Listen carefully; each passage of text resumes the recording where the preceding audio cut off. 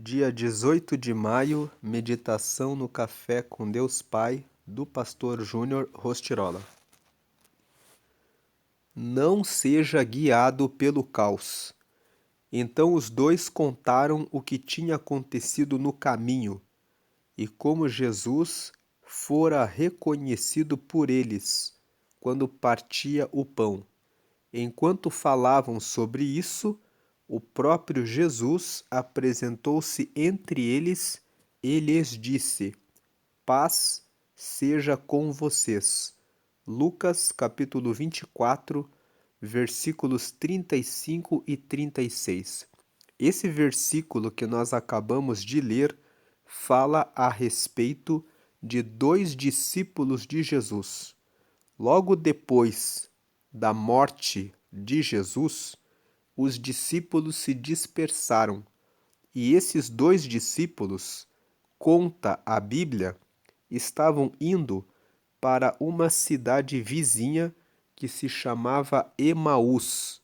E quando eles estavam indo para Emaús, eles estavam conversando a respeito do que tinha acontecido com Jesus.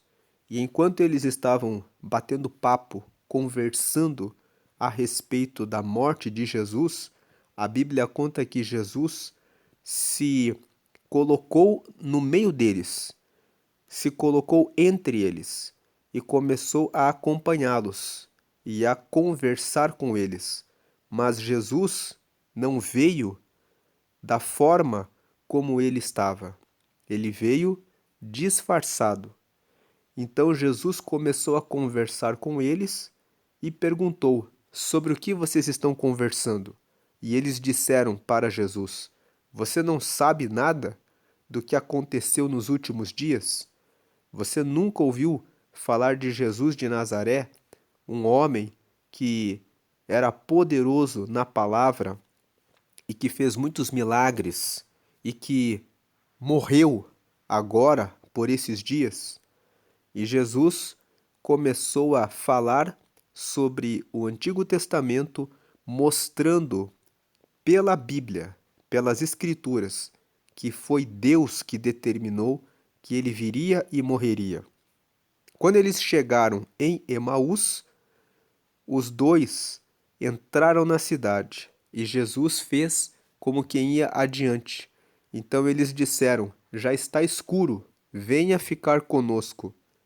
Então Jesus os acompanhou, eles entraram na casa e, no momento de comer, na forma como Jesus orou e partiu o pão, os olhos deles se abriram e eles viram que era Jesus. Então Jesus sumiu e eles saíram correndo para Jerusalém para avisar aos discípulos que eles tinham visto Jesus. E aí nós chegamos nesse versículo aqui. Então os dois contaram o que tinha acontecido no caminho. Esse texto que nós estamos lendo aqui no começo dessa mensagem de hoje, e como Jesus fora reconhecido por eles quando partiu o pão. Enquanto falavam sobre isso, o próprio Jesus apresentou-se entre eles e lhes disse: Paz seja com vocês. Então, quando eles voltaram para Jerusalém e contaram para os discípulos enquanto eles contavam, Jesus apareceu no meio deles. Vamos ler aqui o devocional de hoje. Jesus é o nosso príncipe da paz. Quem dele recebe essa paz não se torna mais protagonista de divisões e contendas, pois recebe a mansidão e a humildade, que somente Jesus pode dar àqueles que o buscam em espírito e em verdade. Alguém que vive segundo os ensinamentos de Jesus precisa viver em paz e promover a paz onde quer que esteja. Façam todo o possível para viver em paz com todos. É o que está escrito em Romanos, capítulo 12, versículo 18. E a paz de Deus, que excede todo o entendimento, guardará o coração e a mente de vocês em Cristo Jesus. Filipenses, capítulo 4, versículo 7.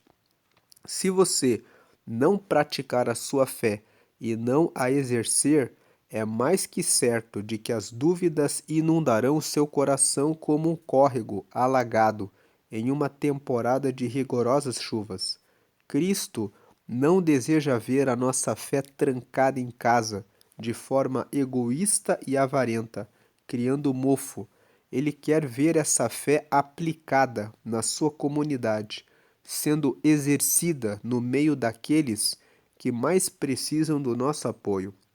Quem já se encontrou com Jesus tem provas de que ele vive e reina e de que suas palavras são verdadeiras e totalmente eficazes. O problema é que o mundo está tão incerto, confuso, tenso, com medo e sem esperança que, se cada um de nós não for prudente, esses problemas acabarão invadindo a nossa vida e a nossa casa. Por isso, é fundamental que você tenha uma fé ativa, forte e ousada, para que toda essa falta de esperança e de coragem não o atinja e você possa viver de fato a paz que Cristo oferece. A frase de hoje é: o fascínio do Evangelho é que não há dúvida quanto aos benefícios e às implicações que envolvem seguir Cristo. Então, lendo mais uma vez, o fascínio do Evangelho é que não há dúvida quanto aos benefícios e às implicações que envolvem seguir a Cristo. O que essa frase está nos dizendo? Que o fascínio, a alegria, o brilho do Evangelho. Quem é o Evangelho? O Evangelho é Jesus. Evangelho significa boa notícia. Então, o brilho de Jesus, o brilho da boa notícia de Deus, que é Jesus, é que não há dúvida quanto aos benefícios. Não existe dúvida de que seguir a Jesus traz benefícios. E as implicações que envolvem seguir Cristo, as consequências de seguir a Cristo. Todo aquele que segue a Cristo recebe a paz. Todo aquele que segue a Cristo recebe clareza, entendimento a respeito da vida. Todo aquele que recebe a Cristo no momento do medo, no momento da dúvida, ele sabe em oração o que deve fazer, porque recebe o direcionamento do Espírito Santo.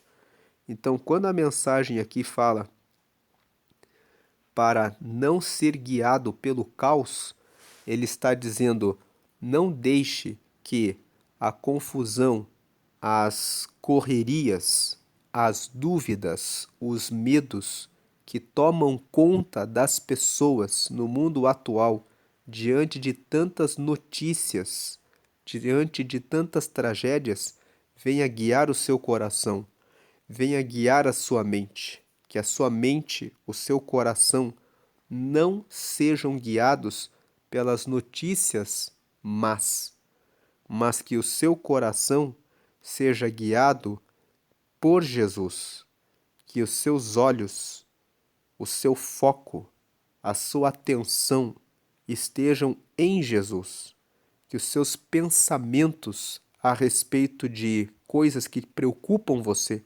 sejam colocados diante de Jesus. Ele colocou aqui esse versículo, o pastor Júnior Rostirola, dos dois discípulos que estavam caminhando para Emaús, porque eles foram para Emaús porque Jesus tinha morrido. Então eles estavam indo para Emaús, os discípulos estavam cada um cuidando da sua vida. Eles não sabiam o que ia acontecer. Então, de repente, quando Jesus se coloca no caminho ao lado deles e começa a explicar que era necessário que ele morresse e que tudo estava no controle de Deus, e quando eles chegam em Emaús, convidam Jesus para entrar na casa com eles, Jesus parte o pão e eles veem que é Jesus, naquele momento, eles percebem: Jesus está conosco. Ele não nos abandonou. Ele até veio para caminhar conosco e nós não percebemos. E isso acontece muitas vezes com a gente. A gente fica olhando e conversando com alguém da família, algum amigo, alguma amiga, e fica falando: olha só o que aconteceu na semana passada. Você viu o que está acontecendo na política? Você viu o que aconteceu na cidade? Você viu o que aconteceu com tal pessoa? E nós ficamos falando entre nós a respeito dos problemas e esquecemos que Jesus está do lado. Eles estavam assim, esses dois discípulos aqui de Emaús. Eles estavam conversando sobre a morte de Jesus. Mas eis que Jesus se coloca entre eles e fala, começa a conversar com eles. E aí Jesus se revela a eles. E quando eles percebem que Jesus estava com eles, eles voltam a cumprir a missão. Eles voltam para Jerusalém, eles voltam para falar com os discípulos, eles voltam a se reunir com os irmãos em Cristo. Então que você não seja hoje guiado pelo caos, mas que você não fique conversando com as pessoas a respeito dos problemas, mas que você consiga olhar para o alto e lembrar: Jesus está se colocando no meu caminho e ele sabe qual a direção que ele tem para a minha vida e que você possa ter no seu coração essa palavra para dizer para as pessoas à sua volta. Não se preocupe, Jesus está perto de você mais do que você pensa. Então, quando a mensagem de hoje diz não seja guiado pelo caos, não deixe a desordem, a confusão, o engano, a mentira, as notícias, as coisas ruins que aconteceram guiar você. Mas tenha certeza que Jesus se coloca ao seu lado para trazer a direção e o caminho certo. Volte-se para ele. Quando esses dois discípulos de Emaús viram Jesus, eles voltaram para Jerusalém. Eles voltaram para o propósito. Que você hoje se volte para Cristo. Porque, lendo aqui esse primeiro parágrafo mais uma vez, Jesus é o nosso príncipe da paz. Ele quer trazer paz. E prosseguindo aqui, só esse primeiro parágrafo. Quem dele recebe essa paz não se torna mais protagonista de divisões e contendas. Ou seja, quem recebe a paz não fica mais como aquela pessoa que gera, cria divisões e contendas, porque recebe a mansidão. Quando você percebe que Jesus está perto, você fica tranquilo, e a humildade que somente Jesus pode dar àqueles que o buscam em espírito e em verdade. Busque a Deus em espírito e em verdade, que dentro do seu coração, do seu pensamento, você busque a Deus. Coloque as preocupações na mão dele e busque a ele em verdade. Em verdade significa veja o que você fala, como você age no dia a dia, que você se paute pela verdade, pela palavra de Deus. Hoje é o dia 138 de 365.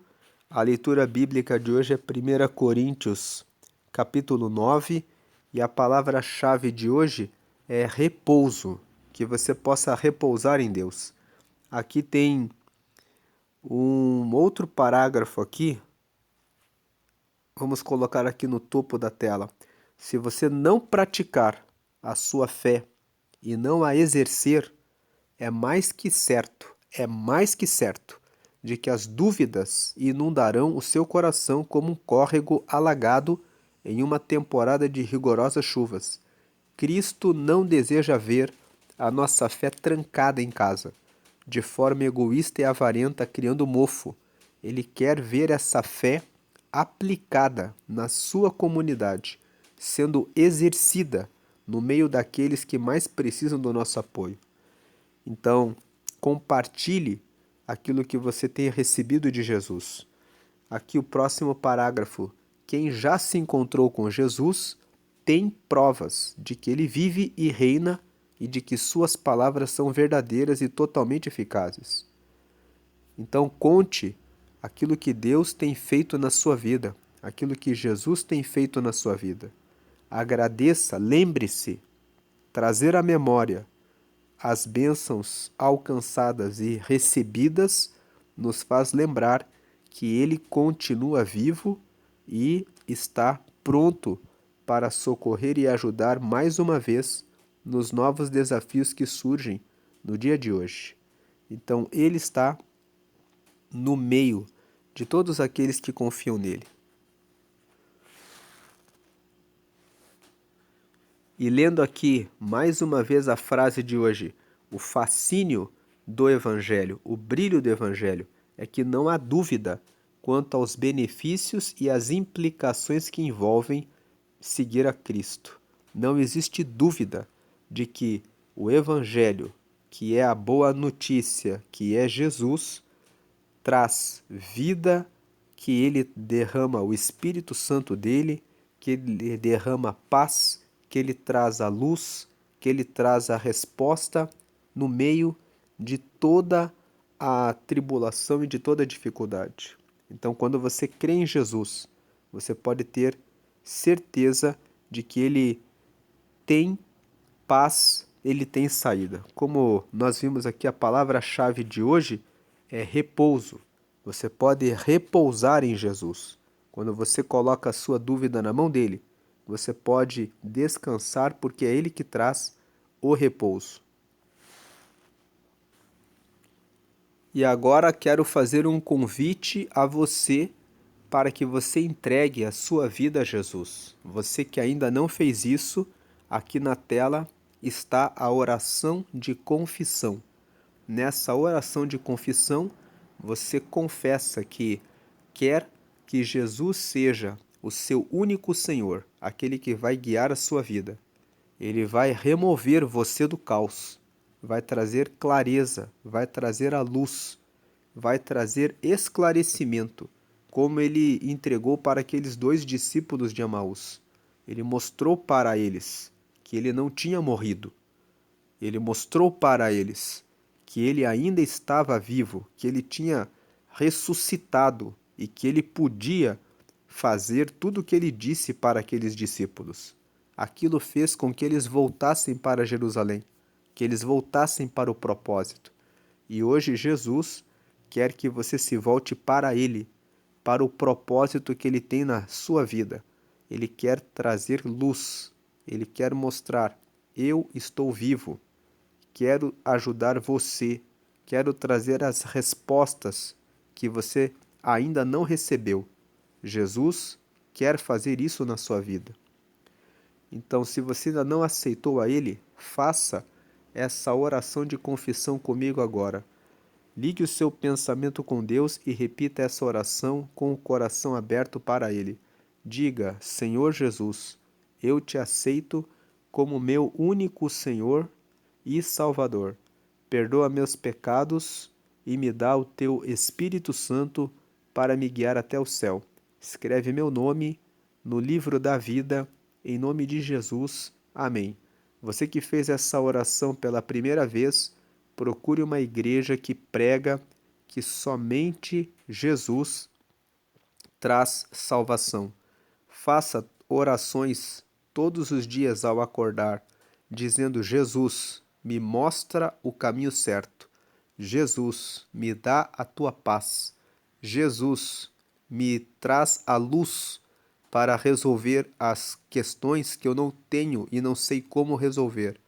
Jesus, me dá o teu Espírito Santo todo dia para me guiar até o céu.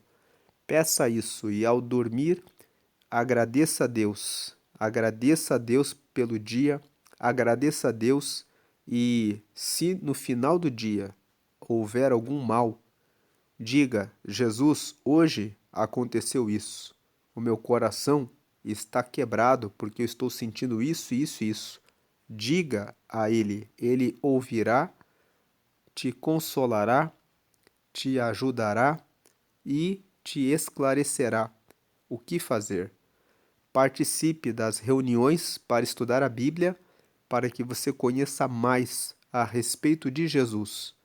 O conhecimento da Bíblia ajuda você a entender melhor o que Ele quer de você e a vontade dele para a sua vida.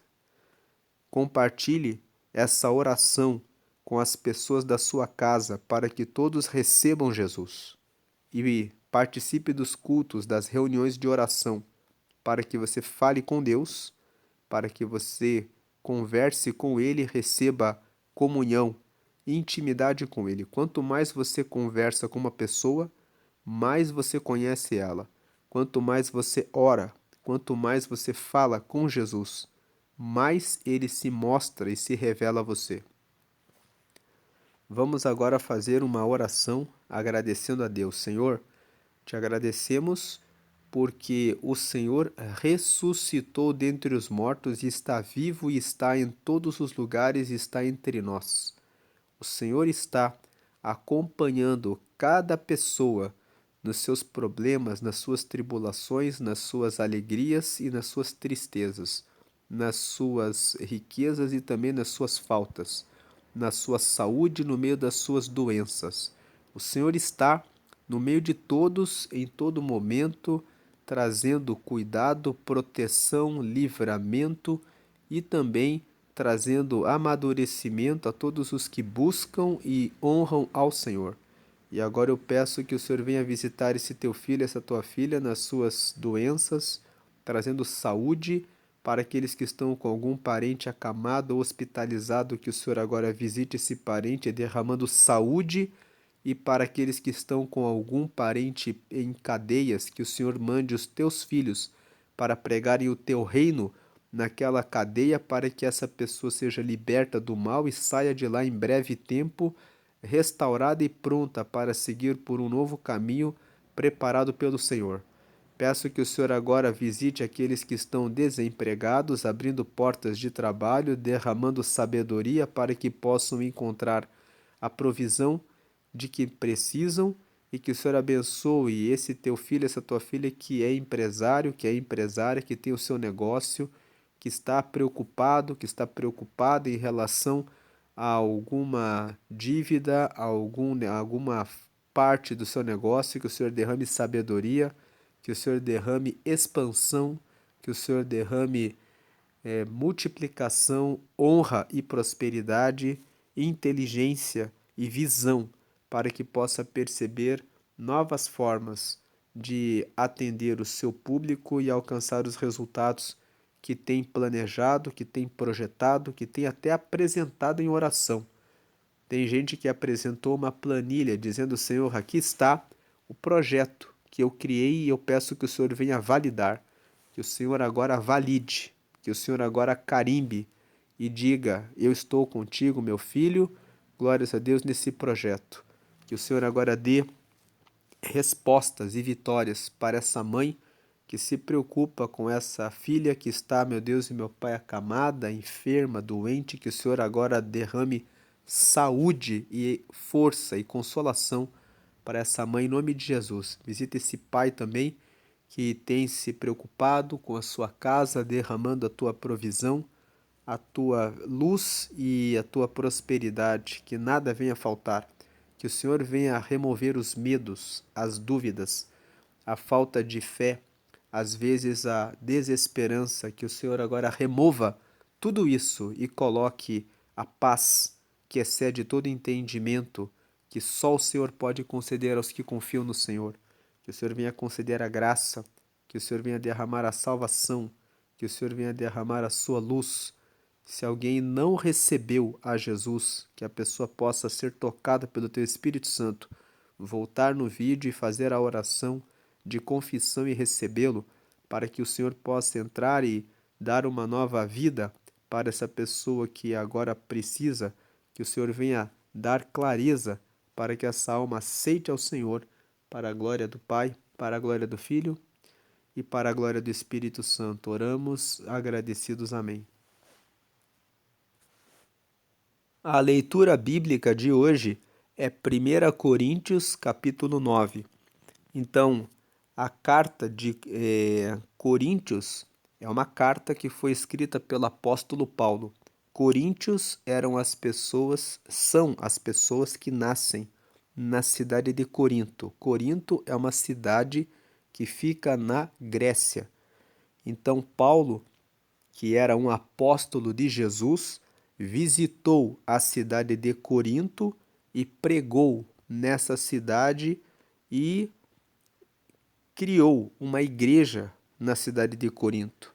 Depois que ele partiu de Corinto e foi para outras regiões para fazer a evangelização, os coríntios mandaram uma carta para Paulo perguntando, querendo respostas para suas dúvidas a respeito de várias questões. E Paulo escreveu 2 cartas para os coríntios. Por isso que aqui na Bíblia você vê 1 Coríntios. Essa carta, Paulo responde às perguntas dos coríntios. Então aqui no capítulo 9, que nós vamos ler hoje, que é a leitura bíblica de hoje, vamos ver algumas respostas, esclarecimentos que Paulo traz para os coríntios e que servem para nós nos dias atuais. Vamos ver aqui o que Paulo responde para os coríntios. Verso 1. Será que eu não sou um homem livre? Por acaso não sou um apóstolo? Será que eu não vi Jesus, o nosso Senhor? Por acaso vocês não são o resultado do trabalho que faço para o Senhor? 2. Mesmo que outros não me aceitem como apóstolo, vocês me aceitam. Vocês mesmos, pelo fato de estarem unidos com o Senhor, são a prova de que sou um apóstolo. 3. Quando as pessoas me criticam, eu me defendo dizendo assim. 4. Será que eu não tenho o direito de receber comida e bebida pelo meu trabalho? 5. Será que nas minhas viagens eu não tenho o direito de levar comigo uma esposa cristã, como fazem os outros apóstolos, os irmãos do Senhor Jesus e também Pedro? 6. Ou será que Barnabé e eu somos os únicos que temos de trabalhar para nos sustentar? 7. Quem já ouviu falar de algum soldado que pagou as suas próprias despesas no exército? Ou qual é o fazendeiro que não come das uvas da sua própria plantação? Ou qual é o pastor que não toma do leite do seu gado? 8. Não pensem que eu me apoio somente nesses exemplos da vida diária, pois a lei diz a mesma coisa. 9. Na lei de Moisés está escrito assim: não amarre a boca do boi quando ele estiver pisando trigo. Por acaso Deus está interessado nos bois? 10. Ou foi a nosso respeito que ele disse isso? É claro que isso está escrito em nosso favor. Tanto a pessoa que planta como a que colhe fazem o seu trabalho na esperança de receber a sua parte da colheita. 11. Se temos semeado entre vocês a semente espiritual, será demais se recebermos de vocês alguma recompensa material? 12.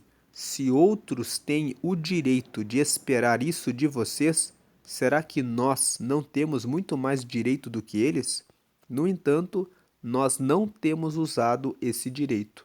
Pelo contrário, temos aguentado tudo para não atrapalhar o Evangelho de Cristo. 13. Certamente vocês sabem que os que trabalham no templo é do templo que recebem os seus alimentos, e sabem também que os que oferecem sacrifícios no altar recebem uma parte da carne dos animais que são sacrificados ali. 14. Assim o Senhor mandou também que aqueles que anunciam o Evangelho vivam do trabalho de anunciar o Evangelho. 15. Mas eu não tenho usado nenhum desses direitos, nem estou escrevendo isso agora para exigir esses direitos para mim mesmo. Eu preferiria morrer a fazer isso, e ninguém vai me tirar o orgulho que eu tenho de agir assim. 16. Eu não tenho o direito de ficar orgulhoso por anunciar o Evangelho. Afinal de contas, fazer isso é minha obrigação. Ai de mim, se não anunciar o Evangelho. 17. Por isso, se eu faço o meu trabalho por minha própria vontade, então posso esperar algum pagamento. Porém, se faço como um dever, é porque é um trabalho que Deus me deu para fazer. 18. Nesse caso, qual é o pagamento que recebo? É a satisfação de anunciar o Evangelho sem cobrar nada e sem exigir os direitos que tenho como pregador do Evangelho. 19. Sou um homem livre, não sou escravo de ninguém, mas eu me fiz escravo de todos, a fim de ganhar para Cristo o maior número possível de pessoas. 20. Quando trabalho entre os judeus, vivo como judeu, a fim de ganhá-los para Cristo.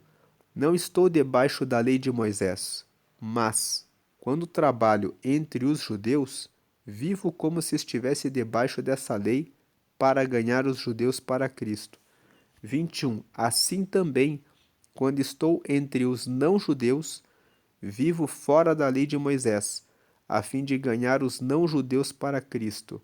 Isso não quer dizer que eu não obedeço à lei de Deus, pois estou de fato debaixo da lei de Cristo. 22. Quando estou entre os fracos na fé, eu me torno fraco, também a fim de ganhá-los para Cristo.